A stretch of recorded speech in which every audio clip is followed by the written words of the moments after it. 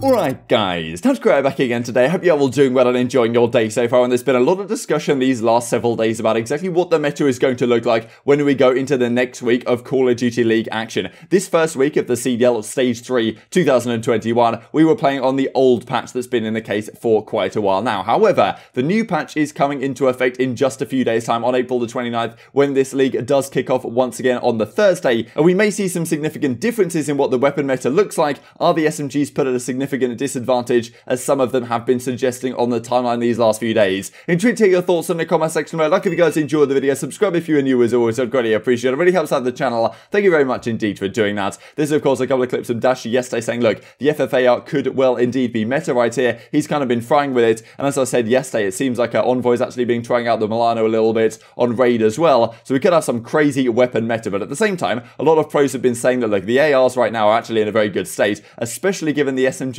got nerfed relatively significantly quite recently, at least in terms of their movement. Not too much has changed with the SMGs in terms of how they handle, how you can actually use them, but the speed around the map is one of the reasons why the SMGs obviously have been so good. And well, it's clearly been the case. They decided to nerf that. They decided to make them significantly worse, at least in terms of that movement side of things, and the pros aren't necessarily too happy about it, at least some of the SMG players. We always talk about that, you know, the constant battle really between SMG players and assault rifle players, how, you know, sometimes they're always like, okay, well, the SMGs are way too strong. And then, well, it was kind of interesting really, because a lot of the ARs were complaining about the fact that the SMGs had only taken off the muzzle brake for the GA stuff on the 74U, whereas it was like all these different assault rifles getting GA'd them in the QBZ, of course, the XM4, the AK-47, initially the FFAR, you could argue for a time that was kind of GA'd right at the start of the title when it was very good indeed, as you can see in Dashy's hands right here. But all those ARs getting banned, the SMGs not really having to do too much, but now it's kind of become more clear that actually the SMGs are, well, in a pretty tough state right now, and it's actually the SMG players who are now saying, okay, yeah, the assault rifles are just way too good. Something is either going to have to get done about this, or we're just going to find ourselves in a difficult spot. So this is what they changed a few days ago. Reduce the sprinting speed of all the SMGs. Pistols are now the fastest guns to sprint with, and for specific attachments, they may allow sprinting as fast as a pistol, that being, well, the speed grip, but it's only actually giving you now a 3% advantage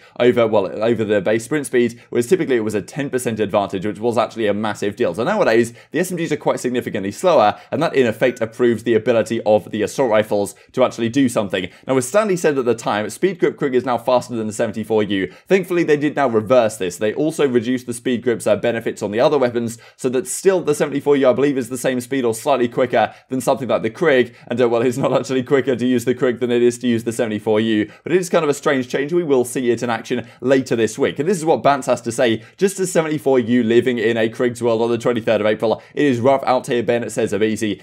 ARs are blessed, huh? So this has been a massive discussion so far this season. The ARs saying that the SMGs are blessed, then the SMGs now saying the ARs are blessed. Haven't seen too many ARs complaining right now, because these last few days I think it's been relatively clear that the Krig is an absolute monster in this current meta. That's what most people have been using, certainly, and it's going to be very interesting to see what the implications are for this for certain teams, because many players have been really good with the Krig. We've seen Kenny, especially as of late, being an absolute monster with it, but certain teams, right, you look at, okay, if the SMGs have got worse, technically, are we going to see less of them being used? Probably not, because it's still relatively important to have those players who actually can get things done in a close range, but they're not as quick as they used to be, so maybe you will see slightly less and see Krigs, well, 2 Krigs on more maps than you would typically see. And given the SMGs are now technically worse in comparison, is it now more important to have great SMG players, and will that actually be the difference maker, or is it more important to have great assault rifle players? We can see some overall KDs yesterday for the 25th of April. Kenny with a 1.67, but Bance up here with a 1.38. Simp, Venom, I mean, a number of SMG players here also. I thought the meta that we had, well, that we saw on display this past weekend was pretty entertaining indeed, but it is going to change somewhat going forwards, as I believe Spinner Sense says right here, as well, ClearNeck says at the time. New stage, new patch, once again, boring, boring, boring. First week is on the old patch, but from then on, we actually are going to be playing on the new patch, which is pretty cool to see, because typically they just save it all the way to the rest of the stage, and we are, of course, going to be still playing on the same map set for the rest of the stage, so no standoff as of yet, unfortunately. But yes, this coming week, I believe, will be be on this new patch update. And Octane has been saying, look, PPSH is pretty exciting. If you guys watch his video on it, he certainly pretty enjoys it. And look, I don't know whether it's going to be in pro play. It was a great weapon back in World War II. It's been in a number of Call of Duty games, honestly, at this point. And if the SMGs feel like, okay, maybe the 74U isn't quite cutting it, the PPSH could be an argument in certain situations, but its recoil is pretty difficult to control. I'm sure the pros would get used to it, but at the same time, you know, if you've got a Krig beaming you across the map, the PPSH not necessarily is the way to go, but I think it's a pretty fun public match weapon that Octane seems to enjoy. And as Slasher says actually a few days ago, no slide looks incredible. Hopefully no one figures out a way to break it again, but they kind of reverted it, not maybe fully, but the slide cancel is certainly still a thing in the game right now. So, you know, now give subs their speed back maybe 8% instead of previous 10, and give ARs strafe. I also think it'd be better to make the sub more like the PPSH, weaker at range, but a faster pull-up time to help the camera. So always different, different opinions between the players on what exactly should be happening here with the game. Should the sub be more like the PPSH like it was back in World War II, or, you know, is it okay the way it is? And as Parasite has some interesting thoughts on it as well, Boots Call of Duties need movement mechanics that are not abusive, such as slide cancelling. Every good Call of Duty has them. Pre Black Ops 2 games, you had jump shotting, drop shotting, fast sprint to ADS pull-up times.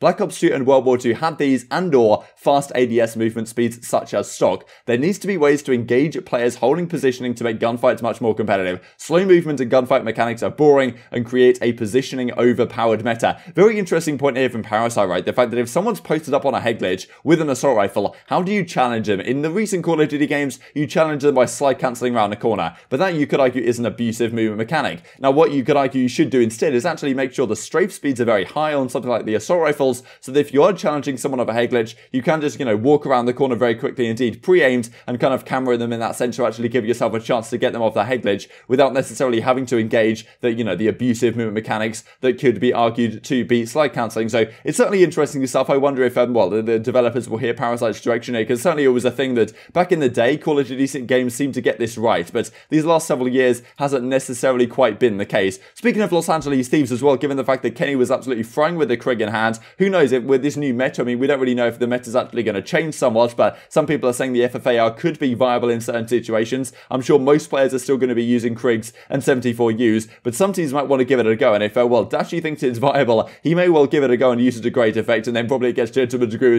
by the rest of the teams who decide not to use it. That's just, how these things tend to go at this point. But Kenny dominating, you can see right here, is 33 and 18 with the Krig in hand. Very impressive stuff from him, certainly with this assault rifle right now. And as he says right here, very happy indeed, plus 38 over the course of the series last night. And Octane kind of harking back to something that was said not too long ago now, the idea that, okay, Kenny is a main assault rifle, is that actually going to work? Is he going to be good enough in that main AR role? And as he says, I can't believe Kenny's good as a main AR. He is a flex player, question mark, because this was a discussion at the time. And pretty similar thing here from Octane as well. It's so absurd to think about because he's not a main AR. Crazy, right? He does not even know where to stand, says Miles. And as well, this kind of comes back to this discussion really between Jacob and Aches not too long ago. The narratives that still exist about CoD are hilarious and pretty outdated. CoD has evolved in a similar way to basketball, basically positionless. And as Aches is kind of going back and forth with Jacob here, saying that effectively, look, I assume your tweet is to defend Ken running the main AR. Just because someone can do something doesn't mean they're equally good as efficient as they would be in another role. Kenny already used the Krig on a map as a flex. Is he supposed to play different now that he is the main assault rifle? So interesting discussion. We talked about at the time the idea that this Los Angeles Thieves, they're kind of trying out the idea of having a positionless Call of Duty in that sense, putting players that don't typically run those roles in those roles and seeing if it actually can work. Seems to have worked out so far. Kenny looks phenomenal on that Krig, and maybe he will look even better now the SMGs are technically getting somewhat worse with this patch update later in the week. But one of the interesting discussions really that comes out of this is which teams get better, which teams get worse. Assuming that nothing changes in terms of what weapons are used, say the FFAR doesn't come in or anything, then what's better, right? Do you want to have two AR players that are very good, that can abuse the Krig even more than they already can against the slower SMG players, or is it better to have two really good SMG players that actually can compete much better against the other SMG players because their roles now get harder, and therefore, well, if they're even better, if you're a Simp and aBeZy, for example, and your SMGs are now a little bit worse than they used to be because they can't move quite as quickly against something like the Krig, then is it even better for you now because you can actually, well, certainly show your superiority against some of the other SMGs in the game. And of course, there's some teams that stand out right here, but well, I can point to some specific teams, certainly, but at the end of the day, this league is absolute chaos right now. Who knows who's going to win any particular series? It's very exciting stuff to see, as we certainly did see last night. Couple of things to finish off the video here with this. Firstly, from the Modern Warfare 2 Ghost, got the green light to share this. Still no certain release date for Vanguard. This has been a pretty big discussion. Now, I don't exactly exactly know what's going to go on here. Activision have released a Call of Duty game every single year for however long now, and we don't have like a release date for Vanguard, we don't have any announcement on when it's going to come out, we don't have any like confirmation on, usually around this time we get some sort of leaks, at least we know what the game is technically going to be called, developed by Sledgehammer, Call of Duty World War II Vanguard, apparently, but still no set release dates. Who really knows if we're going to see Vanguard this year, a new Call of Duty title this year, because a lot of people have been saying the game is in a bit of a mess of a state right now. Now, I think this was said last year and the year before as well. It tends to be something which comes up in the Call of Duty community a fair bit of regularity, with a fair degree of regularity. The fact that, okay, the next Call of Duty game might not be ready to go. But look, at the end of the day, Activision just makes so much cash of selling these games every year. They'll probably try and find a way to just push it out anyway, even if it's just absolutely awful. Now, what does that mean for competitive play? Because let's say we don't see a new Call of Duty title this year. What does that mean, right? Like, what do we actually play on for the next season if there is no Call of Duty World War II Vanguard coming out this year? Do we play, what do we do? Do we keep playing another year of Black Ops Cold War? Do we play a year of, Modern Warfare again? Like, do they want us to play that? I don't really know. Do we go back to some other Call of Duty game? I mean, it'd be crazy to think about what the CDL would be like if there was no new Call of Duty.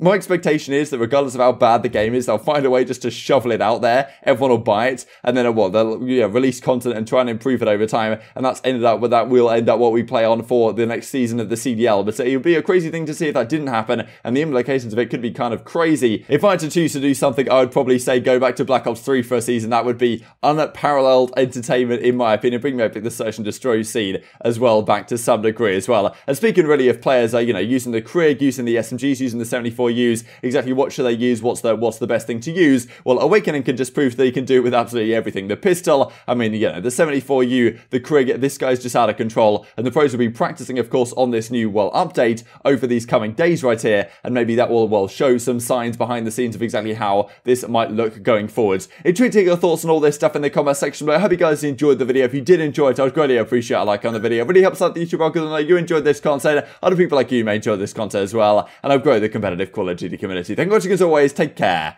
and I will see you next time.